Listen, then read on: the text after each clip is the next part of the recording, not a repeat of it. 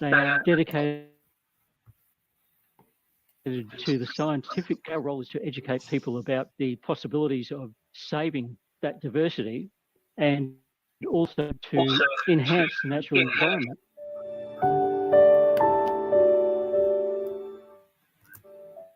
My name is Wield, and I'm the curator at the Lismore Rainforest Botanic Gardens. The Botanic Gardens is entirely run by volunteers, apart from one person from council, and we specialise in growing rainforest plants that are endemic to the immediate area around Lismore. The native guava, Rhodomonas sidioides, was reasonably common around Lismore, but currently it can't possibly survive on its own in the wild because of the impact of myrtle rust. So it was a natural step for us to be involved in this project. We have a number of plants that have been collected through the New South Wales Save Our Species program. The setup of this conservation collection was clearly outlined. They've been planted out in a specific area to try and prevent transfer of myrtle rust and put in lift irrigation.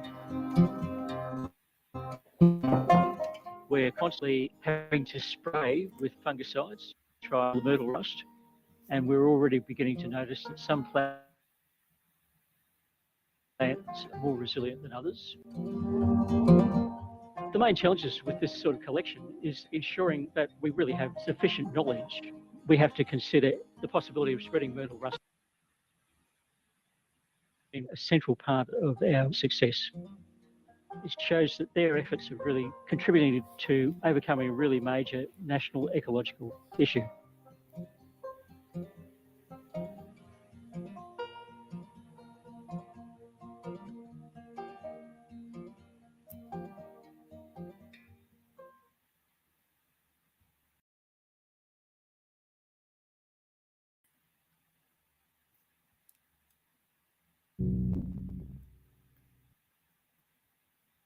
Good evening, everyone, and welcome to this, the third of our BGanz Thursday night webinars.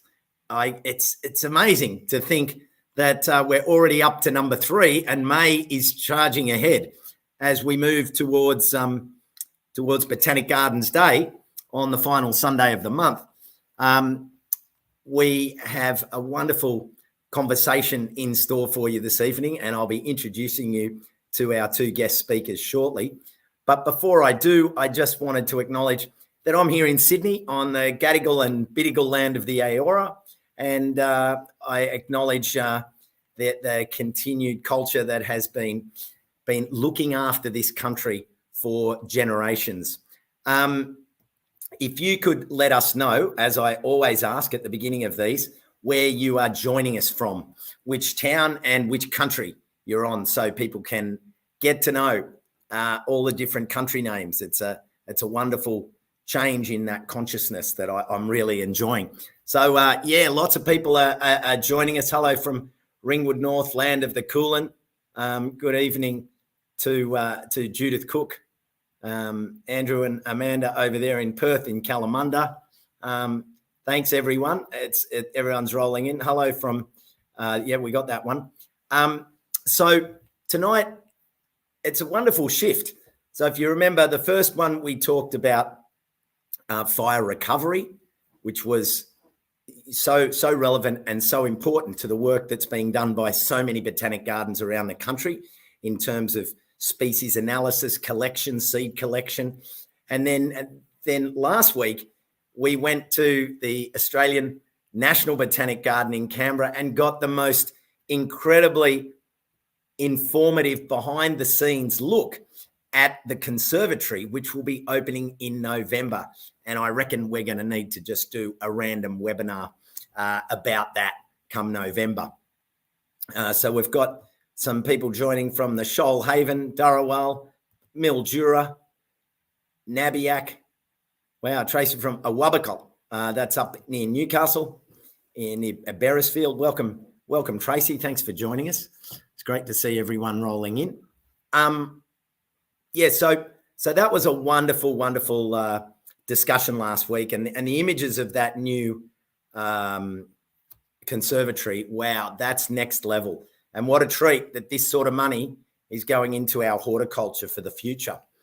So tonight, on the other hand, we're moving out of the conservatory and into edible plants, and I'm sure lots of you are going to enjoy this because you're already growing a lot of edible plants yourselves. Now, our two speakers this evening, first of all, we have Jenni Bell. Now, has anyone been, can you just drop in the comments, has anyone been to the children's garden in the Botanic Gardens in Melbourne? Let us know, because this is where Jenni does her finest work. Not that that's the only work that she does, but Jenni is a horticulturist, and she's got a passion for growing, learning, and sharing information about edible plants.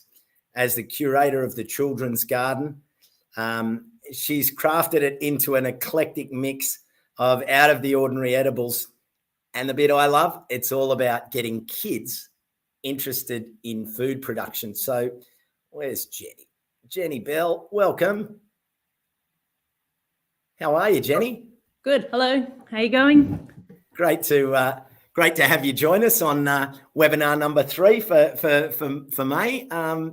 Really excited to hear your presentation and just to hear what goes on in your perspective around food and making stories. Tell us a little bit about the stories you make to engage kids.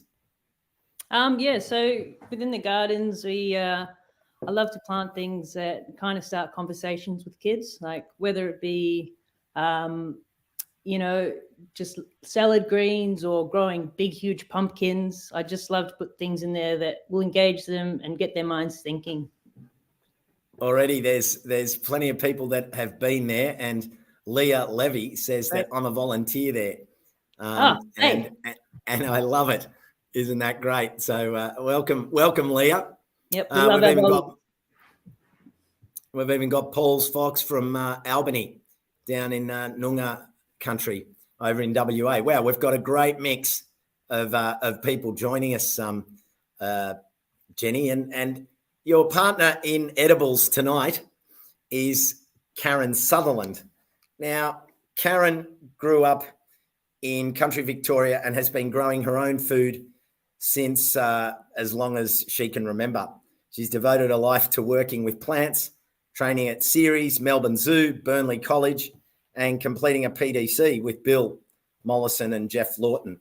Her business, Edible Eden Design, helps people grow their own food through consulting, writing, and educating. So let's bring Karen in. Karen, how are you going? Oh, hang on a sec. I'll just unmute you. There you go. You're on now. Hi, you two. Hey. Welcome, Karen. Thank you. Nice to be here. Thanks for inviting me along to meet Jenni as well. I'm very excited about that. Yeah, no, it's a wonderful combination, you two, and it'll be really interesting to see the kind of questions that you're going to inspire the crowd to ask once we get going. What is it about edible plants that's kept your attention and driven you into it as such a long-lasting career?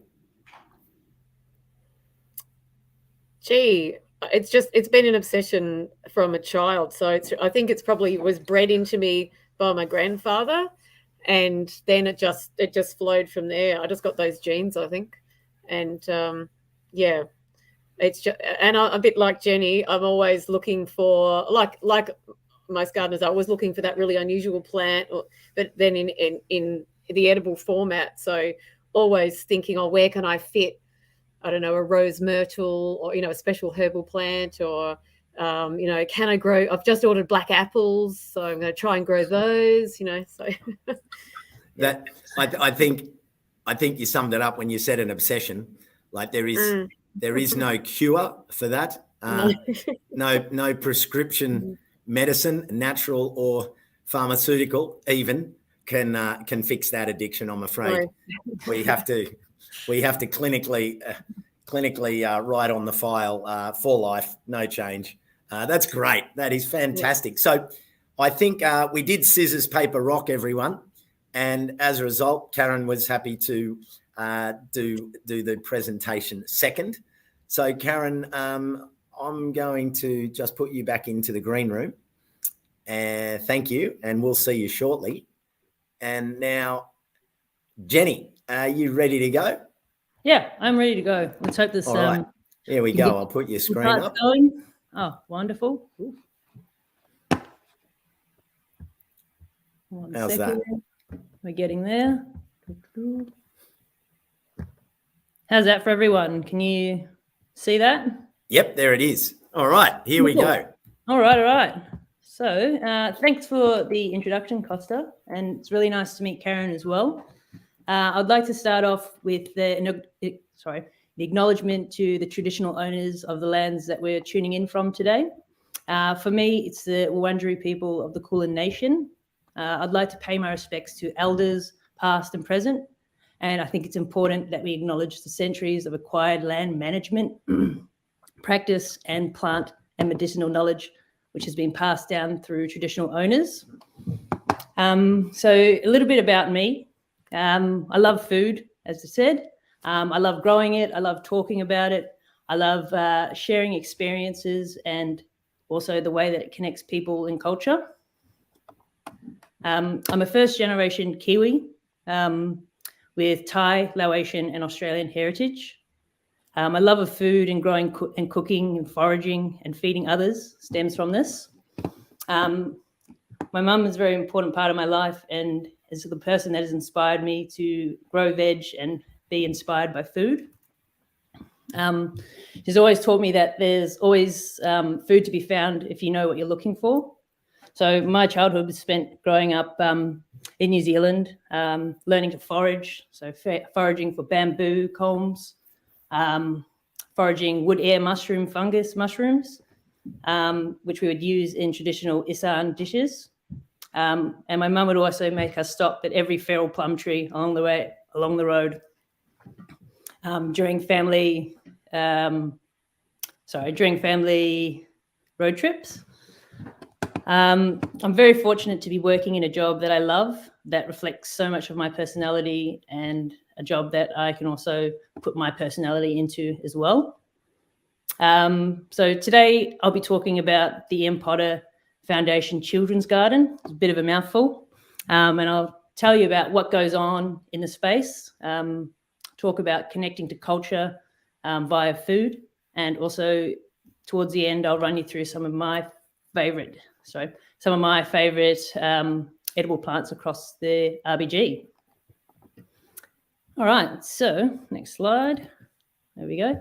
So the Ian Potter Foundation Children's Garden is a garden designed by Andrew Laidlaw with plant selection and input and maintenance from our horticultural team. It was opened in 2004 and is one of the busiest and most loved spots in the garden. It's designed for children and their families to enjoy, and it's a space to learn, explore, play in nature. Located within the children's garden, you'll find the kitchen garden, which is lined with espaliered trees. We've got persimmons, figs, and pomegranates, as well as 5 different types of citrus. So we've got blood orange, Buddha's hand, Kinoto, grapefruit, and Eureka lemons.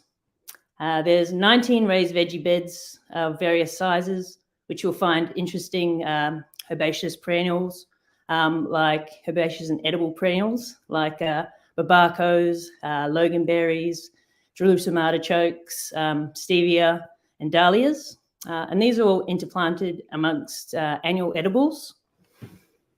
With the garden, it is used by the public as a tool for our education team to teach students from. They run programs with students from little preppies upwards. The classes in the kitchen garden are centered around sustainable gardening and teaching students about composting, water management, pest control, with a touch of gardening on the side. So a bit of weeding, planting, seed saving, and harvesting crops. So me as a curator of the space, part of my role is to plan out and plant seasonal displays. So spring, summer, and then also a autumn, winter planting. So the things that I consider when I'm planting who I'm planting for. So mostly it's the children. So it's the space to show them how food is grown. So growing things which are easily recognizable is the best place to start. Common veggies found in the supermarket like tomatoes, lettuce, carrots, which children can recognize are great. I then like to change it up a notch and then add other plants like other cultivars next to your recognizable plant, such as planting like a red tomato next to a green zebra tomato, or maybe a regular green zucchini next to a yellow zucchini. Just small things like this show variation in plants and expose children to varieties and different cultivars. Usually blows their minds and it excites them, which is the important part. Planting things also which are heavy cropping. I like to make sure that there's enough for everybody to try if they can. So things like cucumber melons. I'm not sure if you can see my screen, well, my video, but got some lovely little cucumber melons here, which are cucumbers that look like watermelons on the outside. They've got a crunchy outside layer. You just pop them in your mouth and they taste like cucumbers, but a little bit sour. Yeah, we can see. Oh, awesome. Thanks, Costa. I also like planting things which are big, bold, and eye-catching. So things like large pumpkins, trombosino zucchinis, their wobbly length, edible gourds, tomatillos with their lovely husk around the fruit. I think big veg and strange-shaped veg gets everybody excited. I also like to plant plants with great smell and aroma, things like basil. You can probably see it in the picture, but I've got on the bottom left-hand corner different types of basil. Each year I'll put in about 5 or 8 different types of basil. Also, lemon verbena is a great one to put in the garden for kids. They love to crush it in their hands and smell it. It's a beautiful smell. And then other things like Salvia doriciana is another great one that I like to plant, which has a beautiful fragrant smell to it. It's also known as a fruit salad salvia. And then lastly, when I'm planting, I like to plant to inspire visitors to grow plants at home. So yeah, that's that slide there. In the picture as well, we've got in the top left corner, we've got sweet potatoes or kumara. Then we've got the Buddha's hand citrus, little veggie planting. We've got Jerusalem artichokes, basils, and then the babacos, which are growing at the moment. We'll go to the next slide. So connecting to culture and community through edible plants. So all cultures have a connection to food. The garden is a perfect place to connect with people over edible plants. You can guarantee that everybody has a story about growing food or growing plants, or they have a tip they'd like to pass on, or even just a question about growing food. It's a great place to start conversation. It can be a space, the kids' garden can be a space for community together. I always enjoy seeing intergenerational families enjoying the space, and I think it's great to see children returning as adults with their own children, which shows a sense of belonging and attachment to the space. It's always really great to see.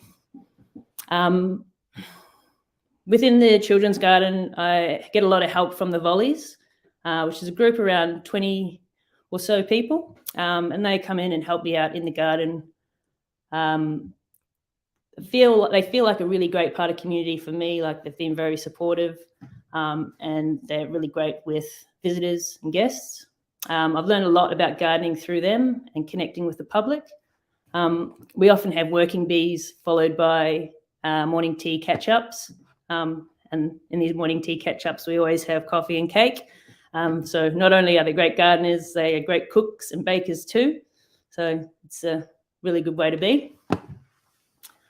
Also planting for community and culture. I always want to make sure that there is a range of edible plants from across the world. So if someone is visiting the garden from overseas, they'll recognise a plant, they'll recognise edibles which I've planted, which might be staples in their culture or their cuisines. I hope that it makes people feel welcome within the garden, and I hope it makes them feel surprised to see a familiar veg or fruit. And I also hope that it starts conversation between people that might not have engaged with each other otherwise. I'm always learning and open to learning from others. And a recent example was when I was cutting back my 3 varieties of sweet potato vines, which I'd had donated via Dr. Chris Williams at Burnley. So thank you, Chris.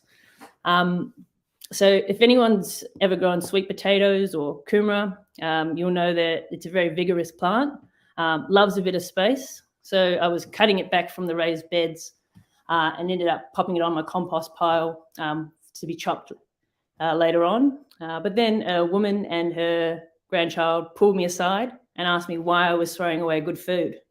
So it was that day that I learned that you could eat sweet potato leaves, they're edible. She taught me how to incorporate them into my cooking by putting them into curries or using them as a wilted green, and also shared stories with me about how in China growing up she would eat sweet potato leaves and how hard it was to find them in markets in Australia or never ever to be found in a supermarket. So I thought that was a really nice story in a way to communicate. A nice communication between two people. We also have a very important space in the kitchen garden, which is raised bed, which is dedicated to Indigenous edibles, which was a collaboration between me, Lenka, and Jacoby, who are both amazing teachers on our education team with Indigenous heritage. We created a planting list for the bed, which showcases plants which are commonly found around Naarm, Melbourne, in pre-colonial times. And these plants were really good food and medicinal sources for people of the Kulin Nation, such as Mentha australis, river mint, Murnongs, the yam daisy, Ceres, Pelargonium australis, which is Australian Pelargonium. So we've had those plants amongst other plants in that bed. The bed also houses a piece of timber which was collected from the separation tree, a red river gum, which predates European colonisation and is an important cultural and teaching point. The project was a great way for me to learn about Indigenous foods and medicine from my peers, and it is a great educational tool for students to connect to and learn about culture. What's the next one? So edible plants through the landscape. At the Botanic Gardens in Melbourne, we have 38 hectares of land covered in plants. And of course, there's always food plants to be found if you know what you're looking for. Although I should mention, as a Botanic Gardens, visitors shouldn't harvest plant material. This is just a guide to show you some of the edible plants which you might be able to find or plant in your own area. So these are some of the plants that I enjoy snacking on throughout the landscape, but we'll go into the 4 that I really enjoy. So this one, Monstera deliciosa, the fruit salad plant, which is native to tropical Central America. It's a very common indoor plant. If you've lived in a share house in the last 10 years, you definitely have one of these floating around in the house. The fruit can be eaten only when ripe, and it tastes like pineapple, banana, and kiwi fruit. So with this fruit here, you really have to make sure that the hexagonal scales on the outside fall away from the fruit before you eat the pulp on the inside. Has a lot of calcium oxalate crystals throughout. So if you eat the plant when it's not ripe, it'll burn your mouth and feel like 1,000 needles in your tongue. So that is not what we want. Next, we have the strawberry guava. So I've written here that it's an edible fruit which tastes like a guava. That's because it is. It has a sweetness of the strawberry. It's a nice little plump snack. You can eat it straight off the tree, or what I like to do is make syrup out of it. So add a bit of sugar, a bit of water, cook it down. You can add it to soda water, or if you're feeling like it, makes a really good cocktail with a bit of rum and also some lime. It is a weed risk in some states, so if you're in New South Wales and Queensland, it's probably best not to plant this one.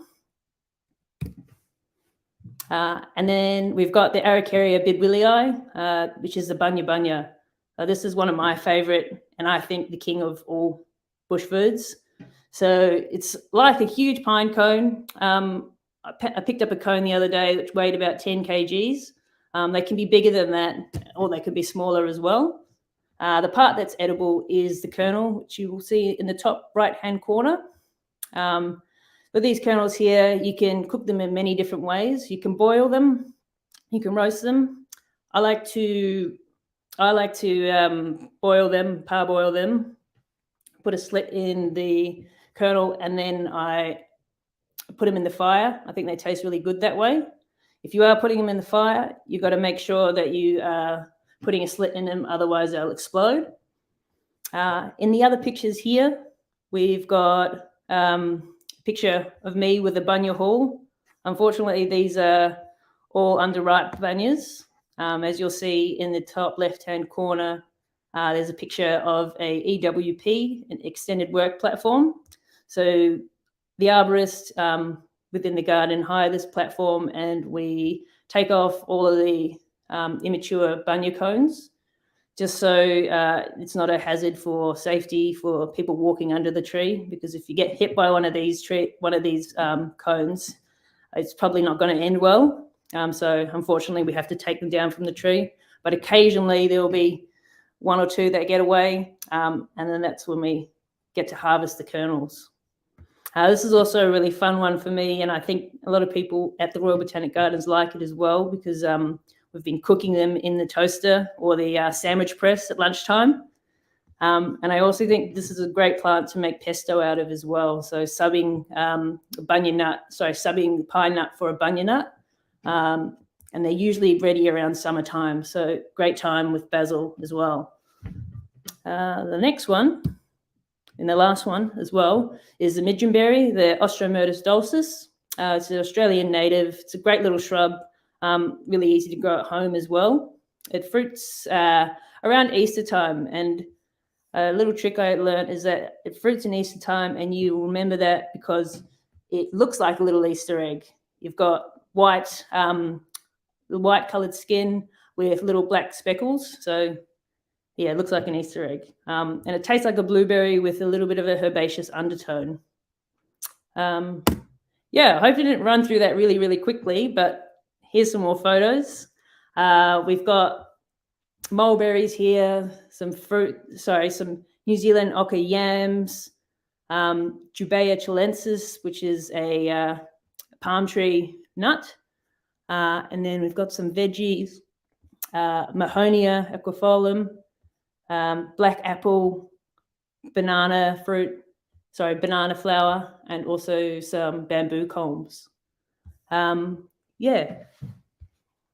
So thanks for listening. And if you have any questions or any ideas, feel free to email me. And also remember that there's always food to be found if you know what you're looking for. Thank you. Oh, well, Jenni, thank you for a wonderful presentation. There's some great questions have come up, and I'll just throw to one or two of them, and then we'll bring Karen in, and then we can do a bigger Q&A when Karen presents her talk. But there was one here. What happens with all the food produced in the children's garden?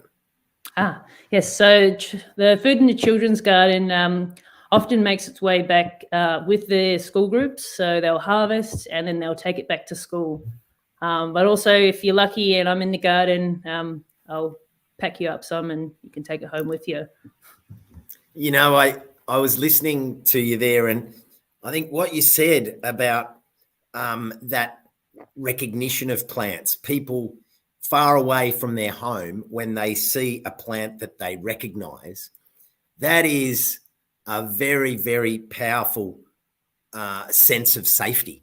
When you know something, you know that was the plant that's familiar. And as you said, with the leaves, the sweet potato leaves, someone knows that, and their horror that you're throwing that away. What a wonderful example of how we can continuously. And I think listening to what you said, I can see why you love it, because you're constantly pushing the boundaries and not just comparing species, but colors and textures, and pushing people to look at things differently. But that struck the loudest note for me, that sense of safety in the knowledge that plants give us when we know them from, particularly childhood. And that's what you're doing. You're giving children this plant license. Yeah, thanks, Costa. Yeah, no, it was. Now, one more question, and then we'll go over to Karen. Where was it? What up? No, we got that one. Are the bunyas grown commercially for their nuts? I'm not sure. Maybe up north in Queensland. Yeah. I know there's a bunya festival, and I think maybe you've attended it before. Yes. Yep. Yeah, I think it's, it's not like something that you put in like a tomato crop. It takes a long time. It takes a long time. Definitely. Yeah, you'll be waiting. Keep an eye out for bunyas. I know there's a few parks in Melbourne that they drop from occasionally. I think your the areas out. Your accountant would be struggling with you if you were waiting for a return on the bunyas, at least for your kids maybe. Yep. Well, Jenni, thank you. We're going to go over, and I'll bring Karen in. But before we do, just want to let you know that I've been taking notes, and there will be the question for a prize from the sponsor, Sea Salt. There's a wonderful prize that people have been winning at each of these webinars, and also the plant challenge. Have you done a video and submitted it to #PlantChallenge, telling us a little bit about a plant that you love and why you love it? There's lots of different people. I saw one from Greg Burke just this afternoon when I was sitting scrolling, and I saw his one. And yeah, there's lots of different people that are contributing. So don't hesitate. We want to hear what you love about plants. And Amanda said, make sure you wear a helmet if you want a bunya. That's 100% correct, Amanda. Now, Karen, welcome back. I'll put your presentation up, and I will go into the background and fire away.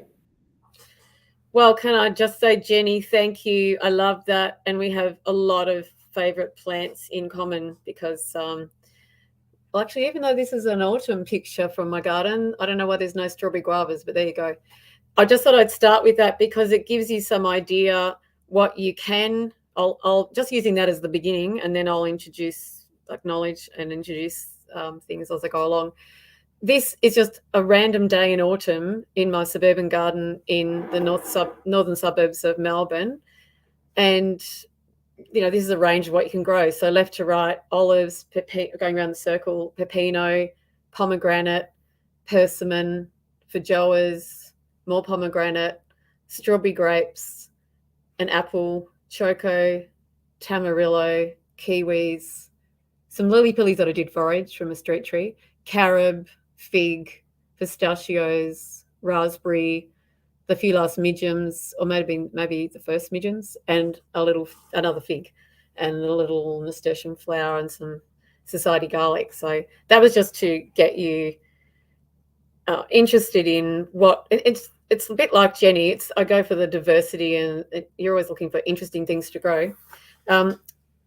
Now, I'd just like to acknowledge that I was born on Yorta land, which I am actually on tonight. So I'm hoping that my internet is not failing me and you can hear me clearly.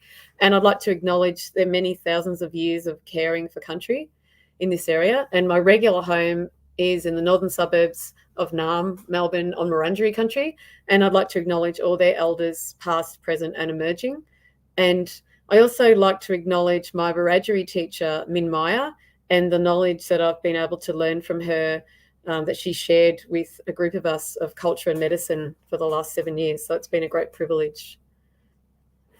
This is a little bit of a background from me. So Costa's mentioned some of this, but and you'll see some more pictures of my home garden, and it's got about 200 edible and useful plants.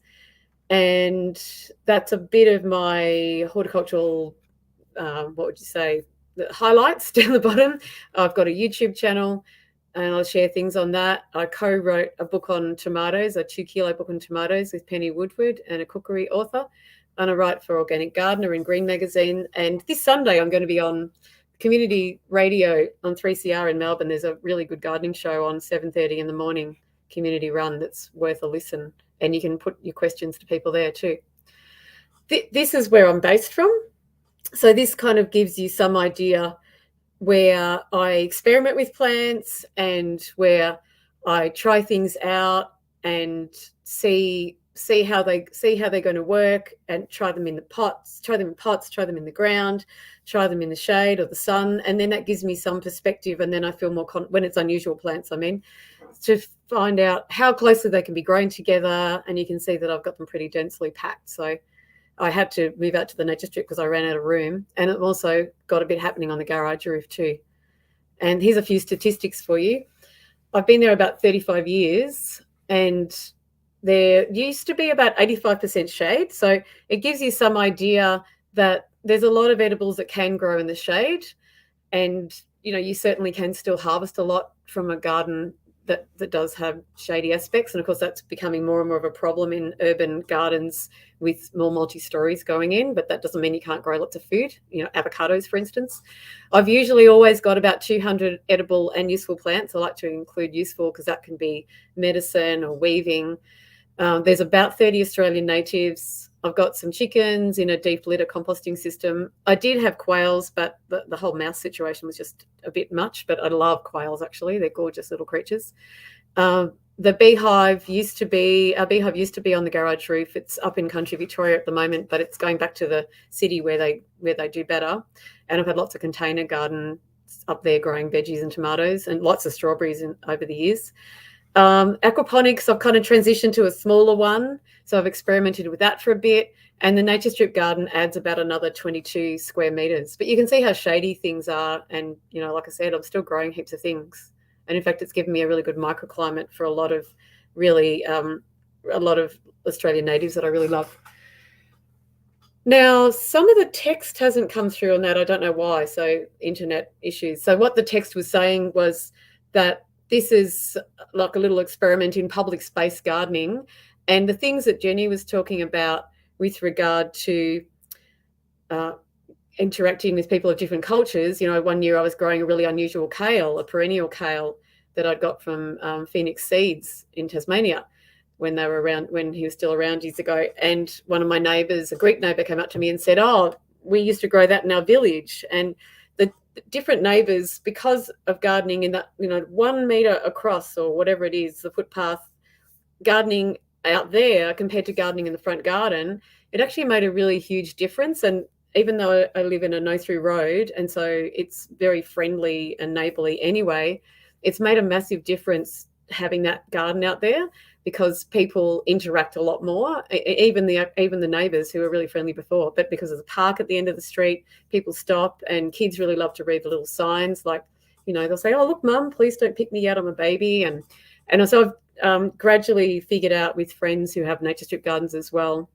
little humorous signs to have to encourage neighbourly behaviour with nature strip gardening, let's say. And I know that a lot of you call this area the verge, but in Melbourne we I don't know why we call it the nature strip, but anyway, that's our little Melbourneiness.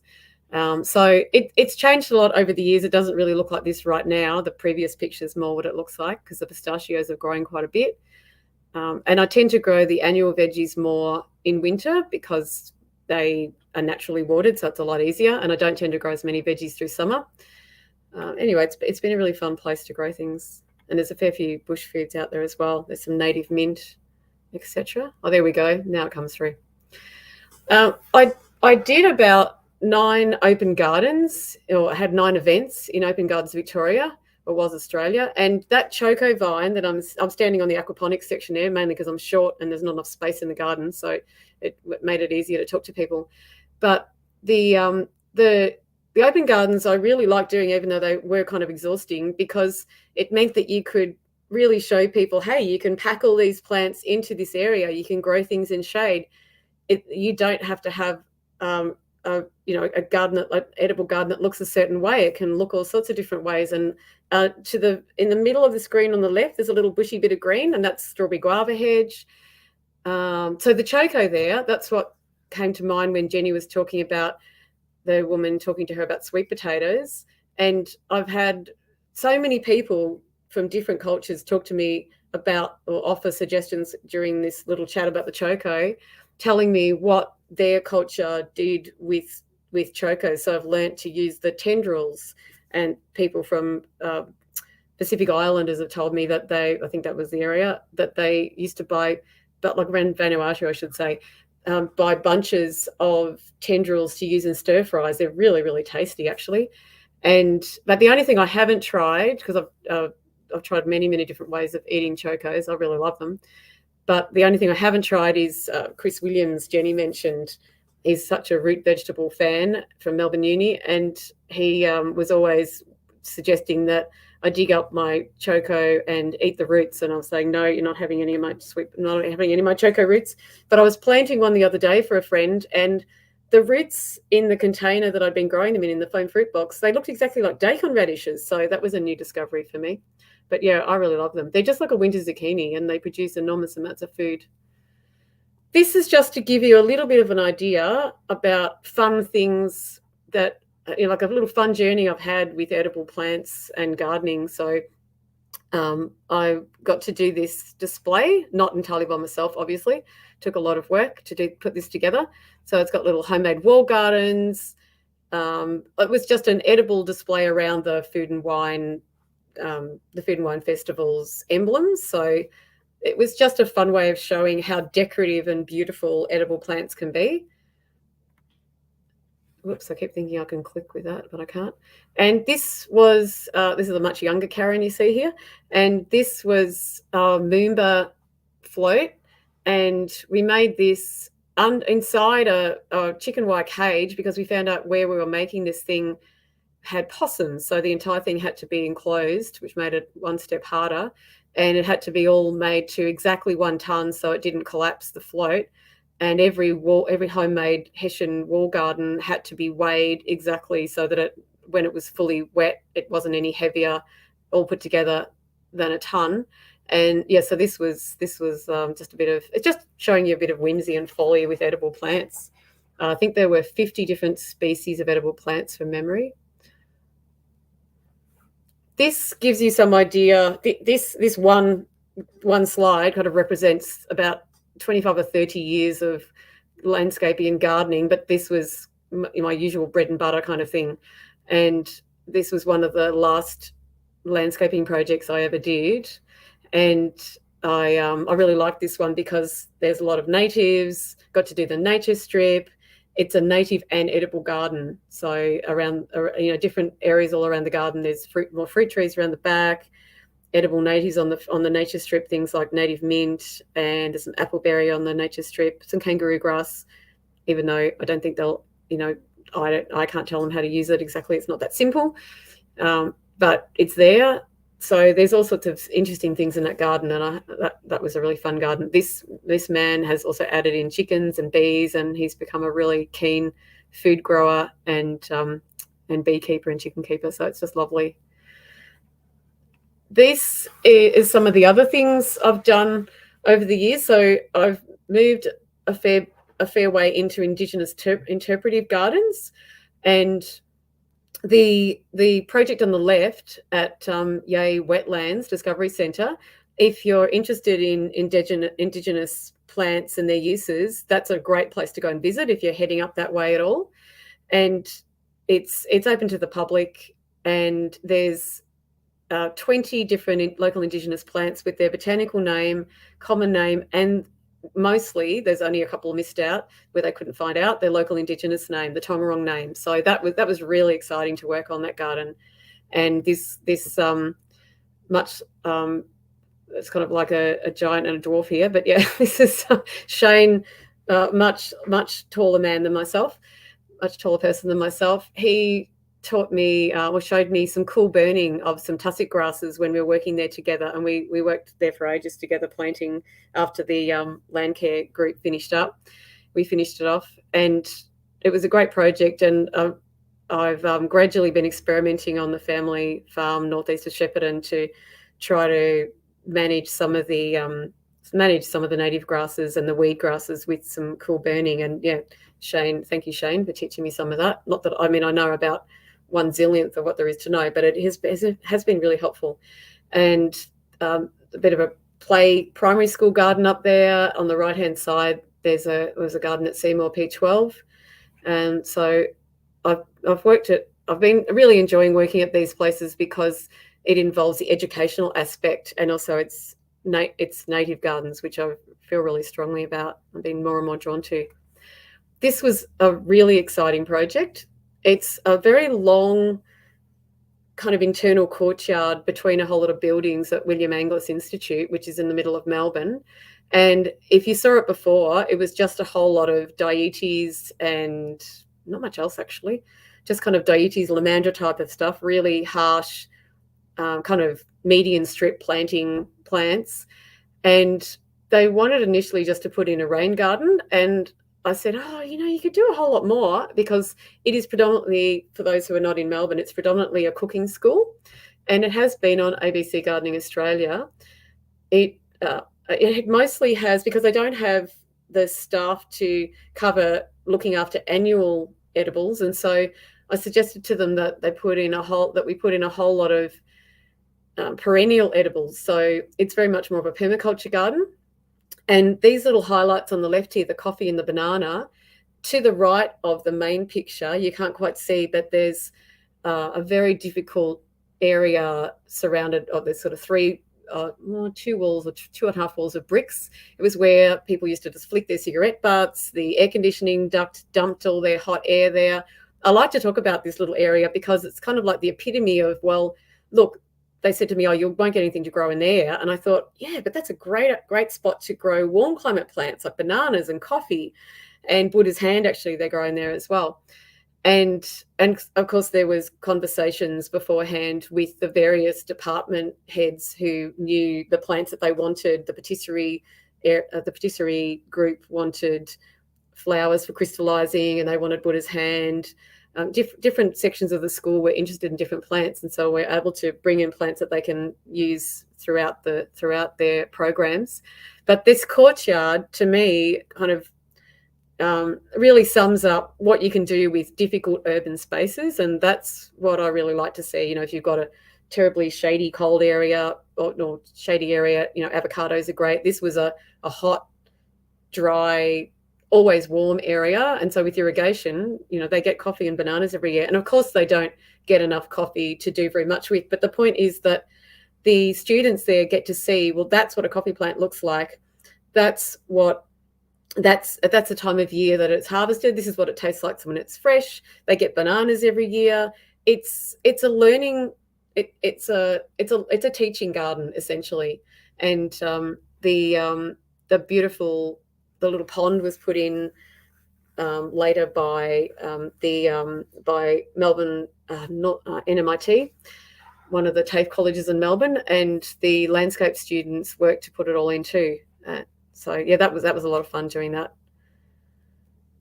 This is another more of a community project. So this project has a lot of bush foods, but it also has the sort of plants that Jenni was talking about, plants that are designed to capture the imagination and the interest of people from a lot of different cultures. So there's strawberry guavas, there's feijoas, and actually my friend that I met when I did some work experience at Melbourne Botanics that I'm still friends with many, many years later, Anne, who works at Hobart Botanics, she taught me that when she was working one day at Hobart Botanics, a woman came up to her and said, an Indian woman who said, we used to eat the petals of these.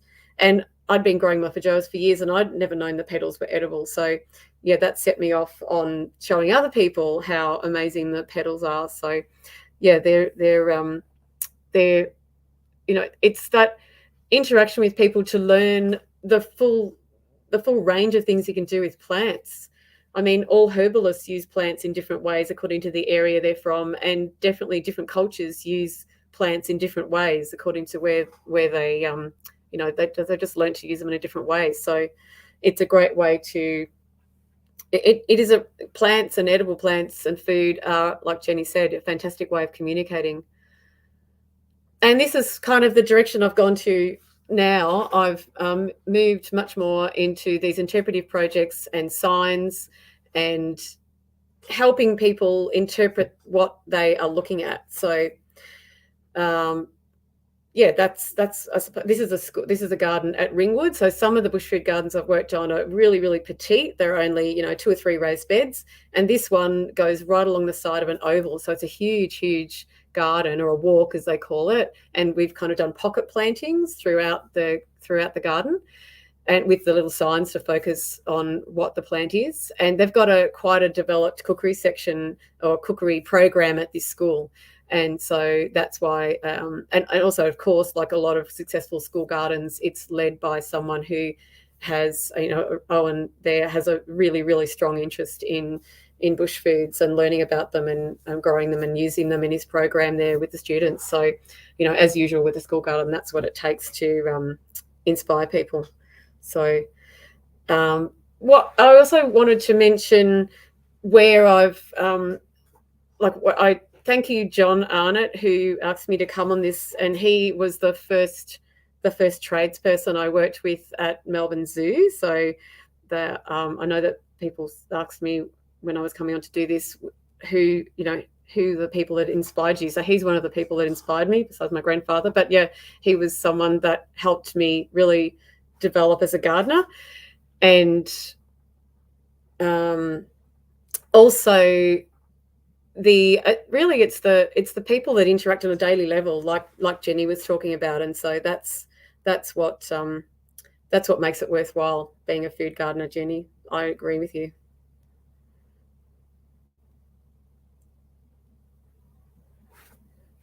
Costa, did you want me to answer some of these questions in the chat here? Here we go. Wow. Thank you so much, Karen. That was fantastic. The questions have been coming thick and fast. And just before we get to them, I just wanted to mention that it was really interesting to see that use of perennials that really are a valuable asset going forward into an unknown climate. And the fact that, it's not as like that opening slide you had so much food, and the majority of it was all perennial. And you've got that in your garden literally right now, and people wouldn't even notice it. Most people wouldn't even notice that it's there. Yet you've got it packed in and out on the nature strip and in your garden and in your backyard and in these tricky spaces. And it was really nice to see. I think the fact that you and Jenny are really teaching so much about edible plants across the board, from young children right through to students and adults in tertiary education, and then right through to teaching. I mean, I think it's appropriate that sign, I'll just take that down now, but interpretive signage is so important to getting message across, isn't it? It is, because if people don't know, I mean, identification of plants, I suppose, is important, which brings us back to the whole reason we're here, Botanic Gardens. I mean, that's where people go to learn and to find out what plants are and what they do, and yeah, that's they're outdoor museums, really. They're living museums. They're amazing. Now, Karen, I've brought Jen in, and I thought I'll just run through questions and have a crack together. Just add what you wish, and between the two of you, we can go through and knock some of these around. Thanks everyone for all the questions that you've put down. They've come really, really thick and fast. So I'll just go back here. How can I use my annual crop of Davidson's plums and make them edible? Ooh, maybe I'll jump in there. I've never tried it, but Jenny. you've tried it, Karen. But I know that they are quite sour and tart, so I'd probably advise adding sugar. Sugar always helps. Cooking them down into a jam. What do you think, Karen? They make the best. If you've ever tasted, I was lucky enough to be given some Davidson's plum jam, and it is amazing. And it is, the cherry plums, the wild plums you're talking about. We also had to forage them as kids too, and we made jam out of them, and that's what the flavour of Davidson plum is. It's that sour, sweet taste. So it really takes you back to it takes me back to my childhood when I taste it. It's really, really yummy. Priscilla's got a question here. We've got a section at 1.5 metres along the side of the house. It's got all those things you were talking about at William Angliss, Karen. Water heater, fan, blows dry, cold air onto the fence, gets mid-morning to midday sun. What food plants would you recommend? I would say Barbago. I mean, yeah, I would grow Barbago in a spot like that, or even a Tamarillo. Tamarillo, yeah. That's everybody's talking to me. That's a good option. That's a good option. Do you have anything to add to that, Jen, or are you happy? Not too much to add to that. Sorry, I haven't had any difficult spots. Children's garden is full sun all day, all long. Yeah, that's bliss. Yep. Any advice on what to feed a banana in a pot during winter in cold regional Victoria? Gee, they were doubling down. Stephen, as the question went on, he was just adding more and more context to that. What do you reckon? I might dive in with this one. I probably wouldn't feed it during winter. I'd probably wait until we get to spring when the plant starts becoming less dormant and does its thing. So maybe chuck a bit of chook poo on there. That's always my go-to. And bananas are very heavy feeders. So, yeah, often and regular. They are very heavy feeders. Very heavy feeders, yeah. And I don't know, I sometimes like to go more liquid, a bit like, soup for sick people in winter or something. I'm a bit cautious about non-liquid foods in winter, but that could be completely made up. Now, I don't know if this is out of your You're very frozen to me. I'm sorry. Oh, sorry. Who's frozen? I think it's all right. I'll be okay. I'm still moving. Are you moving, Jen? Yeah, Jen's moving. Karen's moving. Yeah, we're all good. Now, Australian Worm Firm just asked, this is sort of North Adelaide, but do you know anyone selling local medicinal plants or bush tucker? That might be a bit out of your lane, but I thought I'll throw it to you anyway. I'm out on this one, sorry. Yeah, I'm not sure of North Adelaide. No, but you could try your local council to see if they recommend local groups. They should. There's a lot of online people as well. So, yeah, I don't know specific. I have known, but I can't think right now. I'm sorry. Okay. Next one. Have you grown any food plants that you never thought you could grow that really sort of were a revelation that made you see a beam of light and believe that you'd struck gold? Yes. Look at that. I just saw that moment. Oh. Quandong. Wow. Yes. Really? It's only taken me about 30 years to get it right. And can you explain the feeling? Oh. Elation eating the first little tiny bit of flesh, but also the trees have just got they just had a few little fruits, you know, when they first start fruiting plants and they just get their first go. And then this year, the flowers, I was thinking, oh, what's that smell? And the plants are covered in flowers. I mean, I've never seen anything like it. And the smell, you just want to stand there and just breathe it and breathe it and breathe it. It's like the sweetest, it's like an apricot blossom, or, you know, that really sweet fruit tree smell. And I guess they're called native apricot. I don't know. But the smell is unbelievable. So now I have high expectations of fruit this year because there was a lot of flowers. Before there was just little pockets. So yeah, that's a big excitement of life, the Kwandong. Oh. How long did that take to grow? Sorry? How long did that take to grow? Oh, the fruit only took about 3 years. Okay. But that's in where they're meant to grow. They're meant to grow in northeastern Victoria, north central Victoria, and you know they've been all removed. And so we planted some about 3.5 years ago, and yeah, they fruited after 3 years. But they obviously really like it there. Like we finally got the right. They really like shelter.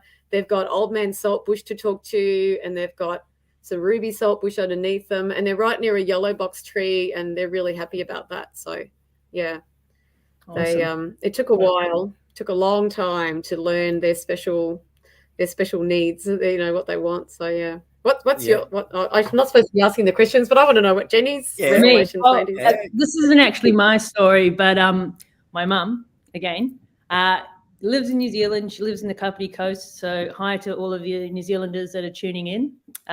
So my mum actually grows custard apple in a temperate climate, and she just goes crazy. She planted it from seed. She always saves her seeds. Popped it in the garden. I don't know what she puts in there, but everything grows. And yeah, within 5 years, she had custard apples, which is really awesome, considering there's a lot of frost there as well during winter. And the temperatures don't get that high. So, yeah, custard apples. All right, here's one for both. Here's one for both of you. If you only had space to grow 3 things in your produce balcony, what would you both grow? Oh, good question. For me, okay, I'll jump in. Tomatillos in summer. I love them. I really love making salsa out of them, and they just grow like crazy. You know, it depends on how big the balcony is. Probably would take up a fair bit of it. Also, then you got to plant coriander because you got to have that in your salsa, and also put that in anything. And then I suppose we'll chuck in some rainbow chard because it always looks beautiful, and you can put that in anything, and you can freeze it. So that's my 3.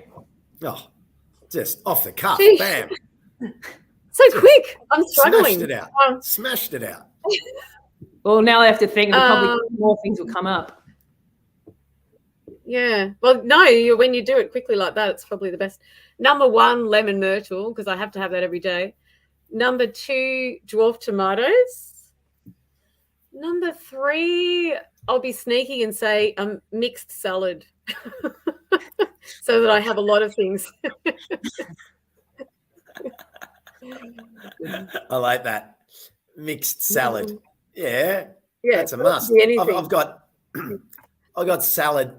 I've got salad greens growing on my balcony, and I just leave them go to seed, and then they end up blowing off the balcony down onto the street garden, and then they grow, and then I pick them out and bring them up. So I don't even have to.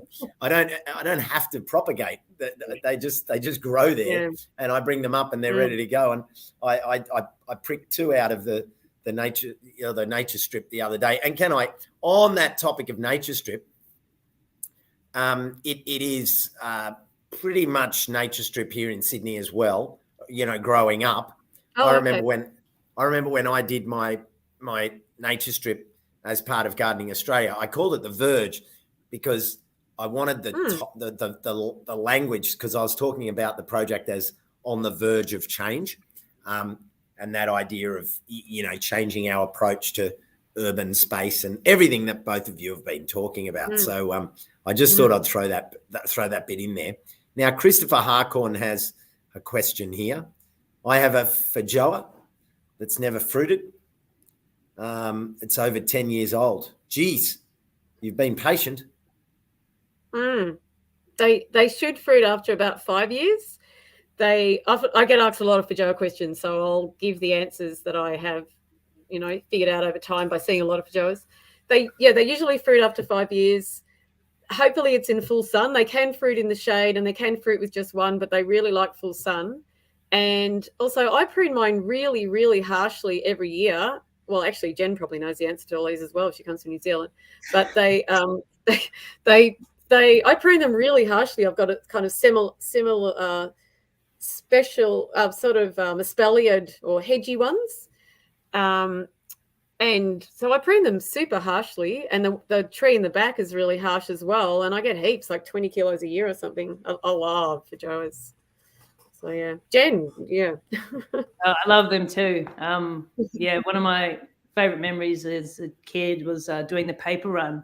And I used to, scout out every house that had a feijoa. So I'd have, a feijoa each second house. And by the time I'd finished my paper run, I'd had a full belly. But growing them, I haven't grown them in Australia. But, yeah, I do know that they like to be they can make a really good hedge. So, Yes. The best were the hedges. Yeah. I put this up there, Karen. I don't know if you saw it, but Monique Barry summed it up, and I love that moment too. Your reaction to growing a special edible, that unspoken feeling between all growers when you mentioned the quandong, you lit up. It was just like, that was beautiful. So thank you. I wish we had smell-o-vision, and I wish I could have bottled it. And the smell was just unbelievable. Yeah. This one, what's this one? Tamarins. Dave Forbes has asked, I've got 3 young tamarind trees, not sure what part of the property to plant them, near the river, in the rainforest, gully, or in full sun, in clay soil, Northern Rivers, New South Wales. I'd say plant one in each spot, because then you learn where they grow. That's a good answer. That is a very good answer. It's all about trial and error, and if it doesn't work, move it. No, I like that, because what you're doing is you're hedging your bet. Because if you plant it in the wrong spot and then 3 years or 4 years pass, well, then you're back to square one and 4 years down the track. Whereas, and I mean, what are they going to cost to put 3 in? It costs nothing. The cost of 5 or 10 years, like that's serious. Yeah. Oh, great. Yeah, great answer, Karen. I couldn't agree more. That's a crack. And I like your botanical joke, hedging your bets. Yeah. Oh, sorry, it was a bit dad joke, getting to the end here. Andrews said, just working in the childcare setting, they're reserved in terms of growing edibles. Tomatoes are a big no-no because of the green tomatoes, kids, and eating. I think there's a sneaky strawberry plant not a week approaching. How do you deal with that side of things, Karen, in terms of overcoming challenges and institutional hesitation? I mean, you've got a pretty broad range there, but what would you say to Ange in terms of, pumping up her tyres? Actually, I've been surprised. I remember, sorry, because I'm having a delay in the sound. Sorry, Costa. You're right. I actually remember being really surprised. I put a macadamia in a plan for a school garden once, and they said, "Oh no, we can't have nuts." And I said, "But they can't get them open, So I was a bit surprised, but anyway, no macadamia. I'm like, okay. So look, there's lots of really lovely things, like some of the things that Jen mentioned that I've also got, like native mint. I mean, that's really easy to grow, and that's also, it's such a sensory plant. Or you could grow things like native violets, which have edible flowers and are, actually very medicinal for children. They're very in a good way, not a dangerous way. They're we've learned that they're really antiviral. So native mint. And if you're going to use them in muffins, I've found that if you dry the native mint first, because you don't get much out of the leaves, they're so small. But if you dry bunches of it, then you can grind up the leaves and the stems and you get more out of it. And also it's a bit like oregano. They, you get a more intense flavor when it's dried more than fresh. So, try native mint. Who was it? Sorry, I forget who the person was because it doesn't come through. Oh yeah, I've lost childcare that one. setting, childcare person's name. Oh Yeah. yeah, So, Ange. Yeah, that was Ange. Thanks. Ange, yeah. Thanks, So- Karen. And midget berries. Midget berries are delicious and really lovely for children to pick. Now, we had one here, lemon myrtles, which is a favourite of mine. How do you grow lemon myrtles in cold climates? Australian National Botanic Garden has a huge tree, but I can't get their secret from them. Ooh. That's mean of them. It's just about finding a spot for it, as we said before, and like the microclimate which fits the plant. What do you think, Yep. Karen? Yeah, they are very. I grow mine in. That's one of the things when I was talking about all the shade in the front garden. That's where my lemon myrtle grows. And one year I got enthusiastic and chopped back this other plant that was sheltering it, just a big old wild blue potato bush, Solanum rantonettii, and I chopped it in winter, and my lemon myrtle defoliated by about half. And it said to me, no, I really, really don't like that. Can you please not do that again? So, yeah, it really likes being protected from wind and cold. And also I've got heavy clay soil, and that's why I grow it in a pot. Hmm. And any other ways of eating them for Anna? Many. Lemon myrtle. Yeah, that's there. I can't find anything that you can't do with them. Mm. You can use fresh leaves. You can just put on fish and wrap up, like instead of lemon slices, for dried and ground. I use an electric coffee grinder for grinding the dry leaves, and sprinkled over fish fillets. Oh, it's just divine. In baking, my mum used to make me lemon myrtle shortbread, any kind of baking. But I've even experimented with putting it into, of course, syrup, things like that, cocktails, whatever. But it also is really good in tagine. And I think it's because tagines have that, like even with tomatoey flavors, but I think it's because tagines are something that pair with lemon, with preserved lemon. And so the lemon myrtle, goes with that. And also curries, because lemongrass is a pain to grow in Melbourne. Well, yours probably grows fine, Jenny, but it's hard to grow quite often. I think you had a giant lemongrass photo in there, but you can just twist the leaves and throw it into. Sorry, it's growing crazy. Yeah, Lemon myrtle ice cream. Yeah, you can put it in curry. Kristen said lemon myrtle ice cream. That's a ripper. yum. Oh yeah, yeah. Speaking Really of good with coconut. They pair well with coconut. I made a beautiful lemon verbena ice cream. On that note, Oh, yum. yeah, so same kind of thing. Well, look, Yum. Yeah, lemon verbena and lemon myrtle. They're like sisters from another mother, or something, from a different place. yeah, exactly. Now I know we've gone a little over, but there's been so many questions, and no one's left. Everyone's really actually. There's more people arrived than numbers, which is fantastic. So I just thought I'll finish with this last question from James Ahern. I'd love to know the best Indigenous edible plants that also work well for landscaping purposes for clients. So edible Indigenous plants that, for example, hedge or ground covers or provide colour and easy on maintenance. I mean, the first one that comes to mind would be saltbush. Saltbush hedges are like a really easy way to get a landscape feel for an area, and you have it as a hedge. I mean, you're not eating buxus, but you can eat. Yeah. I haven't seen anyone with a buxus recipe, but yeah, that would be my thought. Fire away. What do you reckon, Karen? I was going to say, funnily enough, years of landscaping, you'd think with a name like midgeonberry, I would have twigged that it was edible, but I used to use midgeonberries because I was looking for things for shade. And so they just had nice coppery new growth. And so I just used to use them in people's gardens in shady areas. And the same with native thyme, which gets called various names, for Prstanthera rotundifolia. And I used that for colour in the shade. And then later on, when I started to go down the edible native plant journey path, I thought, oh, hang on a minute. There's all these plants that I've been using for landscaping for years, and you can use them. I didn't know that. So yeah, native midgeonberry makes a fantastic hedge. It's a great ground cover. It's super, super easy care.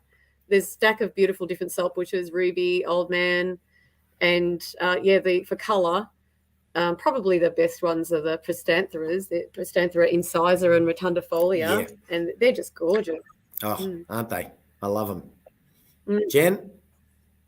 I'm not really sure about hedging and what was the other question? Oh, just landscape use. Landscape use. I think the kangaroo grass is a really good one. It adds a little bit of height, bit of colour, and also the seed is edible, although very small. But you could collect that and use that in food as well. All right, now I will. I've come to that stage where I have to ask the question, and I've been busily taking notes during. I've been taking notes, and I have a question for our prize, and it's out of your, and it's not easy. It's not a giveaway. This you got to work for it. So, can you name 4 of the edible native plants that Jenni Bell recommended in her talk? But it's not that simple. That start with M. First person on the chat to get it in gets the prize. Watch the chat, Jen and Karen. Let's see. Costa, that's a hard one. I can't even remember what I said. Yeah, good. See, I was listening. So good luck. Yeah, this is BGanz. This is big end. We're serious about it. Serious stuff. I'll be very impressed. Oh, there's not much movement at the comment station. It's gone very silent. Everyone's racking their brains. They're going, that's a tough one. That's how I like it. We'll be here at midnight. You might have to give hints or something. Oh no, I think people will get there. You were even mentioning a few of them. I can only remember 2. So the question was, name 4 of the edible plants that you mentioned. All right. I'm better at. Let's start with it. With those ones starting with M, did you say? Starting with M. Yeah, starting with M. You rattled them off. They're all there. That's what made me think about it. Yeah, Muntries, you're giving it away. You're giving it away, Stephen. You got to give the 4. Don't give people the extra. Yeah, see, people have come up with midgeon, but I need 4 people. 4. 4. Maybe a couple of hints. Oh, here we go. Mint. Yes. Midgeon. Yes. Muntries. And Stevens. I don't think you mentioned mulberry. Didn't. There were mulberries in some of the pictures, but that's not native. Oh, was it? Yeah, see, it's not native. That's right. Oh, and who's this? There is a native mulberry, but you didn't mention it. Oh, yeah. Yeah. Murnong, midge, berry mint, and muntries. I think John Kingston. Oh, and see, Kate Flint has come in with macadamia, muntries, native mint, and midgeon. So, Kate Flint, I think you've been pipped at the post by John Kingston. Would you agree, team? Murnong, midgeon, berry mint, and muntries. Yep, John Kingston, you get the prize. Congratulations, John, and well done, Kate Flint. You got there. I like that sort of thing. I don't want it to be such a cut and dried affair that you just get it too easily. You got to work. Definitely got to work. Wow, that has been a fantastic conversation. Woohoo, Johnny Kingston. Congratulations.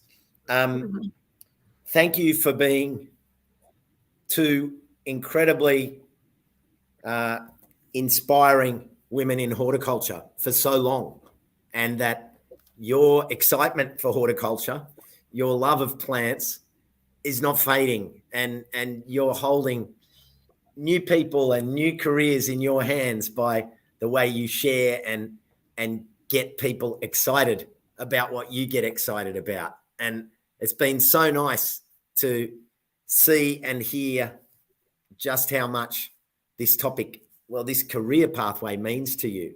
So on behalf of everyone here at BGanz, thank you so much, both of you, for being part of our third evening. It was a wonderful conversation. To anyone watching the replay, I hope you've enjoyed it as much as we've enjoyed it live. There's plenty of information to take away. Both Karen and Jenni shared so much of their knowledge and experience across their years of time in horticulture. So really, many thanks. And if anyone has any more questions, feel free to drop them in the chat, and I'm sure Jenni or Karen will drop in there and throw some answers up for you. Big thanks to the BGanz team, as always.